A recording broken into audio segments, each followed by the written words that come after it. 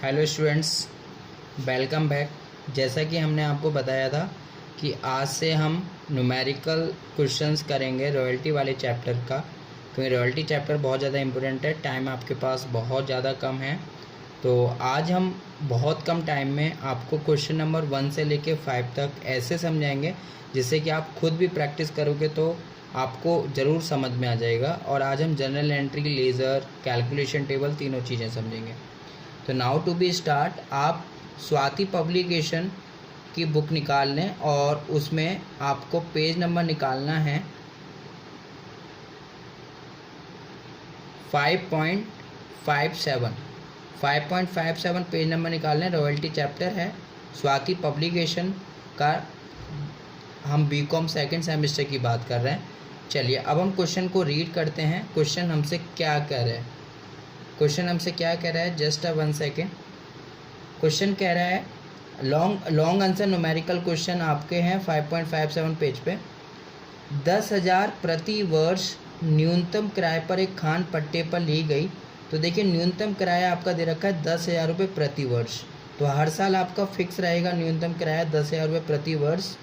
अधिकार शुल्क की दर 1 रुपये प्रति टन है, यानी कि जितना भी हम हर साल आउटपुट करेंगे उसको अगर हम 1 रुपये से गुणा कर देंगे तो हमारा अधिकार शुल्क यानी कि रॉयल्टी आ जाएगा।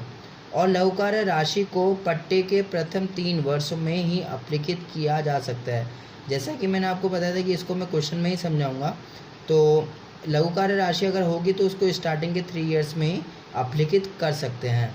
निकासी निम्न प्रकार थी: प्रथम वर्ष में 2,000 टन, द्वितीय वर्ष में 5,000 टन, तृतीय वर्ष में 15,000 टन, चतुर्थ वर्ष में 18,000 टन और 5वां वर्ष में 20,000 टन।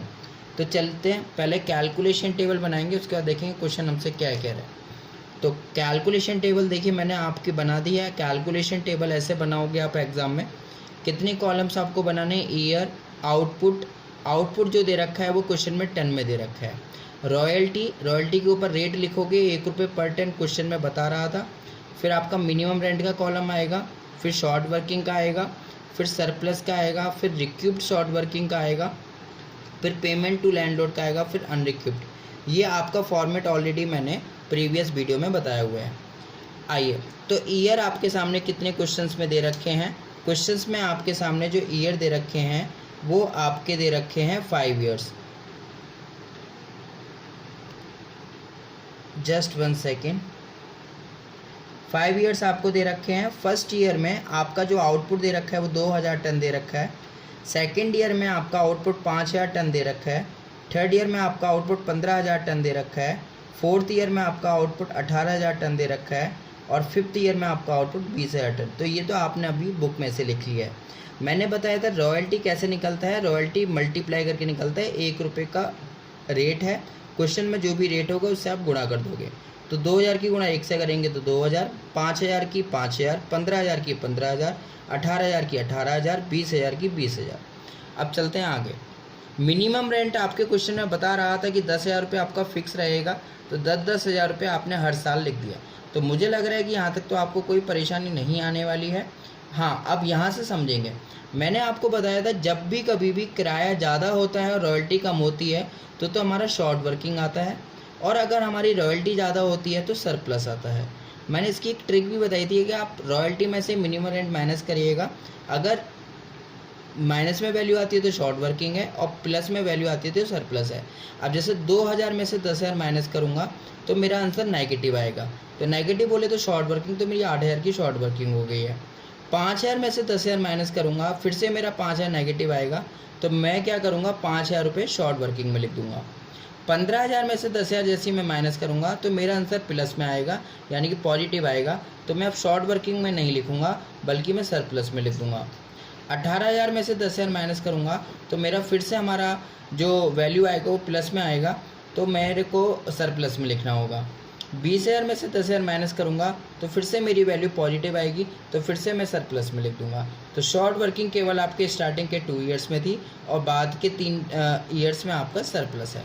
अब क्वेश्चन आपको एक बार दोबारा पढ़ लेना है। क्वेश्चन क्या कह रहा है? लघु कार्य राशि को पट्टे के प्रथम 3 वर्ष, मतलब लैंडलॉर्ड आपसे ये कह रहा है कि स्टार्टिंग के 3 ईयर में आप टोटल करिए कितना शॉर्ट वर्किंग है और कितना सरप्लस हुआ है।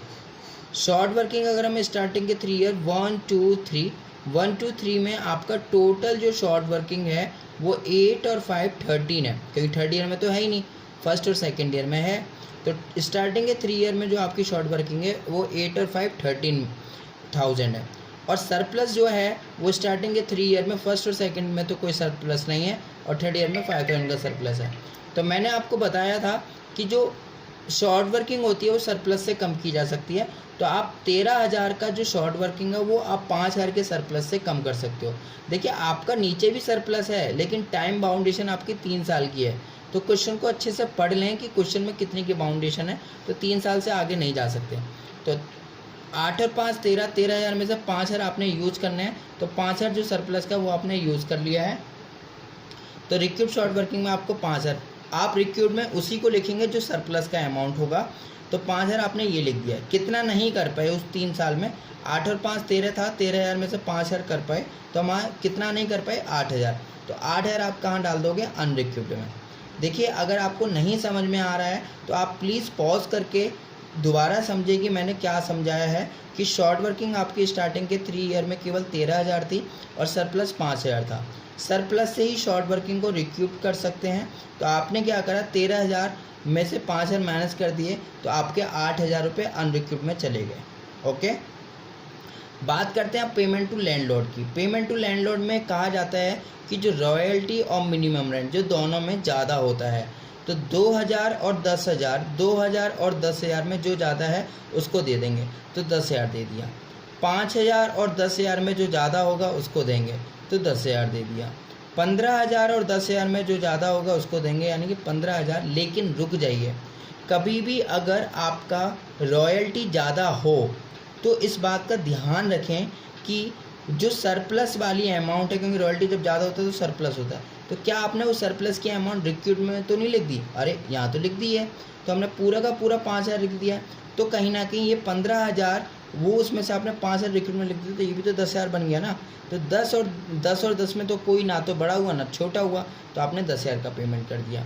18,000 और 10,000 में कौन सा ज़्यादा, 18,000। फिर से आपकी रॉयल्टी ज़्यादा है, लेकिन यहाँ पर आपने कुछ भी रिक्यूड नहीं लिखा है, तो आपने 18,000 पेमेंट करना है। 20,000 और 10,000 में कौन सा ज़्यादा, 20,000। लेकिन यहाँ पे फिर से आपने कुछ नहीं लिखा है। तो याद रखें, कभी भी अगर रॉयल्टी ज़्यादा हो तो एक बार रिक्यूड में देख लेंगे, कुछ अमाउंट लिखी है तो उसको माइनस कर दें। तो लेकिन यहाँ तो कुछ नहीं है, तो 20,000 का पेमेंट हो गया। आपको ये कैलकुलेशन टेबल समझ आई होगी। देखिए क्वेश्चन भले ही ना कहे कैलकुलेशन टेबल के लिए, लेकिन मैं आपसे कहूँगा कि आप रॉयल्टी के हर एक क्वेश्चन में कैलकुलेशन टेबल ज़रूर बनाएं, जिससे कि आपका क्वेश्चन अच्छी तरीके से फ्रेम हो जाएगा और आगे जाके कोई जैसे ही आप जनरल एंट्री और लेज़र बनाओगे तो कोई गलतियाँ नहीं होंगी। बात करते हैं हम जनरल एंट्री की। जनरल एंट्री का प्रीवियस वीडियो बनाया था, अब हम क्वेश्चन के साथ जा रहे हैं। देखिए ये कोई फॉर्मेट नहीं है जनरल एंट्री का, बस पेज में मेरे को लिखना था 5 ईयर्स तक का, तो वो मैंने लिख दिया ऐसे। फर्स्ट ईयर में अगर हम बात करें, फर्स्ट ईयर में आपको क्या एंट्री बनानी है, royalty account debit, short working account debit to landlord. क्योंकि यहाँ पर नहीं बोल रखा कि यहाँ पर मिनिमम अकाउंट खोलना है। जब तक क्वेश्चन नहीं बोलेगा कि मिनिमम अकाउंट खोलना है तो आप नहीं खोलोगे, आप रॉयल्टी और शॉर्ट वर्किंग लिखोगे। तो royalty account debit short working होगी तो लिखोगे। और देखो फर्स्ट ईयर में आपकी 8,000 की शॉर्ट वर्किंग है, इसलिए आपने शॉर्ट वर्किंग को डेबिट किया है। नहीं होगा तो नहीं लिखोगे, फिलहाल तो फर्स्ट ईयर में है।